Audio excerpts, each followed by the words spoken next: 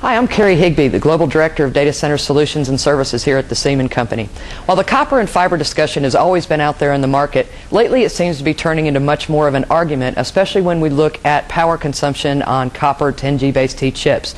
And that's unfortunate because really in the data center, copper and fiber both have a place. As a manufacturer of both copper and fiber products, there are some things that we think need to be clarified. We all know that in the data center environment, we're moving towards 10 gigabits per second. There's two alternatives now with 10G-based T, one for copper and one for fiber. The power consumption currently on copper is higher than expected with first iteration chips. Some of the fiber-only proponents have jumped on this bandwagon, but really there's a lot of things going on the copper side to help balance that situation out. One of the first things is actually written into the IEEE 802.3an standard. For links under 30 meters using Category 6A or Category 7 cabling, we have what's called the short reach mode. This mode allows us to throttle back the power and operate under 30 meters in a lower power mode, about 50% of what we can do over a regular Category 6 or longer distances of Category 6A or 7 cabling.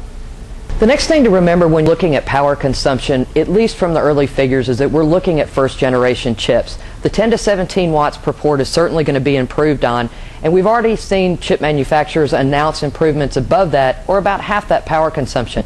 We saw the same thing in gigabit. When the first gigabit chips came out, we were looking at about 6.5 watts per port of power consumption. Now we look at gigabit ports that are less than half a watt per port. So certainly we expect to see that decrease in the near future. Understanding that the power consumption gap between copper and fiber is going to close considerably, we can now make a comparison between the two on a more even footing. Fiber is always going to continue to enjoy its place in the data center for storage area network connections, vertical applications, core connections, but realistically what we're going to see is a combination of copper and fiber. In most data centers today, we have about 60% copper and 40% fiber. While fiber has its place in the data center, so does copper, mostly for switch and server connections.